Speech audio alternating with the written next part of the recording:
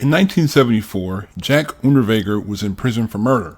However, during his prison stint, he became somewhat famous for writing poems, short stories, and an autobiography titled Purgatory, or The Trip to Prison, Report of a Guilty Man. His autobiography would even be required reading in some schools. By 1985, several prominent figures in Austrian journalism and writing industries saw this as an example of a reformed prisoner and started campaigning for his early release. After he was released after serving the minimum sentence in 1990, he became a minor celebrity, even hosting TV shows about criminal rehabilitation. But not long after this, he couldn't control the urge to kill again. Welcome to History's Biggest Villains.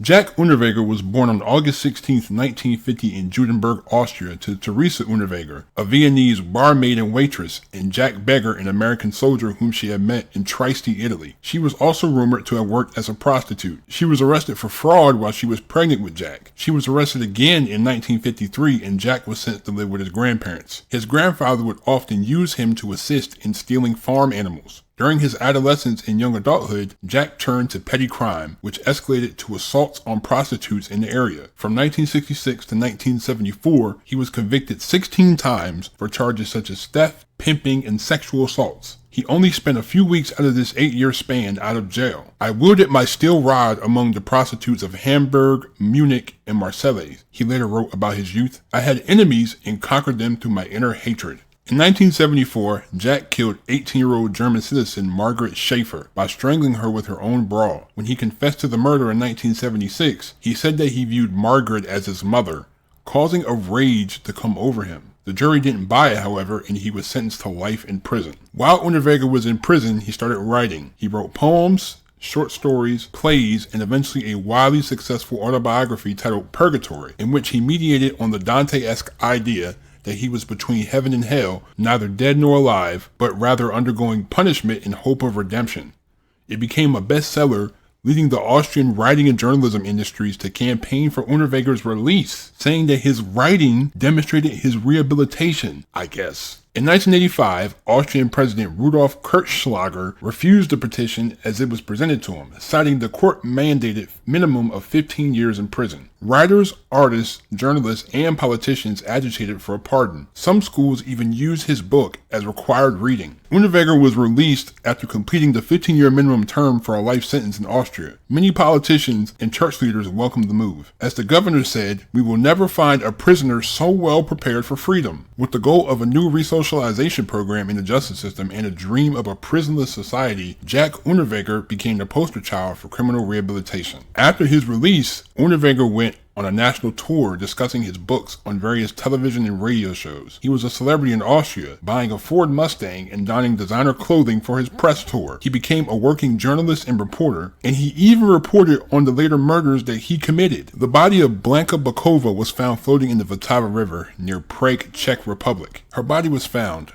covered with leaves with a set of gray stockings tied around her neck. Friends had seen her the previous night getting drinks. When they left shortly before midnight, they noted that Bakova was walking with a man in his 40s. 7 other women in Austria went missing shortly after Unterweger's release. 39-year-old Brunhild Masser, 31-year-old Heidi Hammerer, 35-year-old Elfried Schrempf, 23-year-old Sylvia Zagler, 25-year-old Sabrine Moitzel, 25-year-old Karen Aroglu Sladky, and 32-year-old Regina Prem. All of these women were found strangled with their bras, and it was clear to Austrian police that a serial killer was on the loose. Because of its elastic bands, a bra by itself was already a sufficient tourniquet to strangle someone, but the killer made a cut in the shoulder strap and reconfigured the bands and straps to be able to use 3 ligatures and tie the nooses at maximum tension. Such constriction of the carotid arteries, which ultimately compressed the victim's neck by several inches, allowed the killer to methodically control the pace of strangulation and draw out the torture. August Schenner was a retired investigator at the time of the murders. He told the Austrian police that the circumstances of the deaths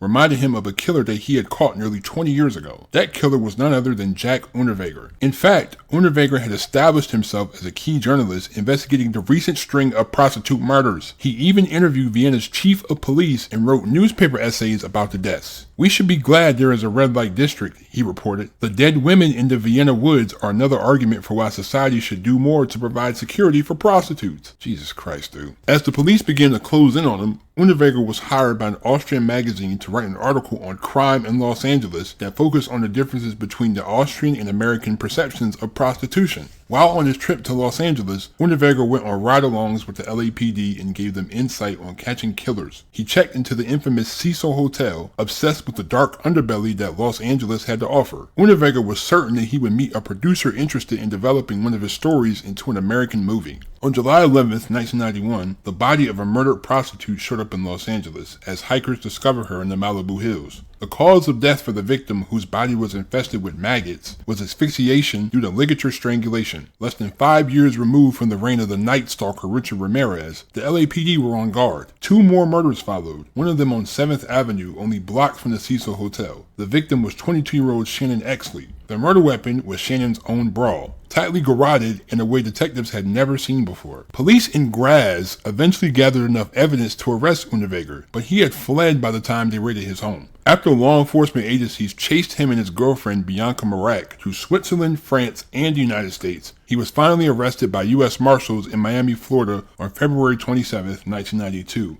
as he was collecting wired money from a Western Union bank. While still a fugitive, he had called the Austrian media to try to convince them of his innocence. Unterweger was extradited back to Austria on May 27, 1992, and charged with 11 murders, including 1 in Prague and 3 in Los Angeles. During his trial, some women wept during the proceedings, believing Unterweger to be an innocent victim. Other women testified to his unsettling behavior.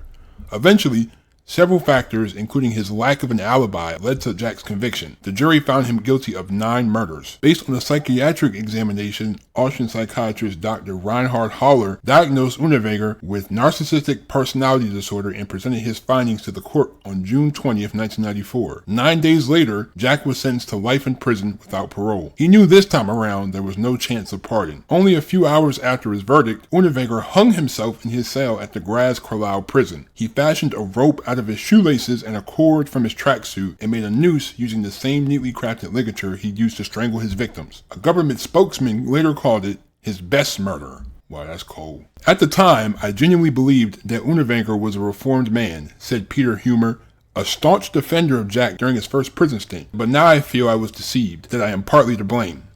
Yeah, you are. 9 more women died because people like you wanted to cape for a man who wrote a book. Yes, he wrote a book. That means he's reformed. He wrote a book. What type of correlation is that? You got people in prison that have skills that they can learn on the inside that they can do on the outside. That doesn't mean that they're reformed people. Just because I learned how to weld in prison doesn't mean I'm a reformed guy. Like, I don't know what, I guess they were trying to be loose on crime. Like, they wanted to be like more, oh, we're not going to be so harsh on criminals. It's more about rehabilitation. If somebody is raping people, there is no rehabilitation. If somebody murders someone, there is no rehabilitation. You can't rehab someone who has an extensive record of sexual assaults against women and also has killed women before. What are you going to tell him? It's only a matter of time before he does it again. And the fact that when he got out, he's reporting on the same murders that he committed himself, that's just more of an ego boost. Like, how good must he have felt? Oh, I'm reporting on this dead body, but I'm the one that killed her. Like, that's some type of ego boost for him. But I'm just kind of confused how you thought writing a book was equivalent to him being reformed. Like, you were pressing the governor to get this man out of prison. For what? Oh, he's the one. This is the proof that the system works. He's the one. But then he kills 10 other women after he gets out of prison. All of you got duped. And I think he knew how to finesse the system. And the fact that in Austria, a minimum prison term is 15 years for murder, like you can kill someone and be out of prison in 15 years, that's just unbelievable. That's so unbelievable. That's really ridiculous. Like, he knew that he was going to have to rot in prison for the rest of his life. That's why he killed himself. He didn't want to. He didn't want to be in prison. But if you didn't let him out, it would have only been one victim. I mean, you know what I mean? One murder victim. I don't understand that. I'll never understand how you let somebody out just because they wrote a book.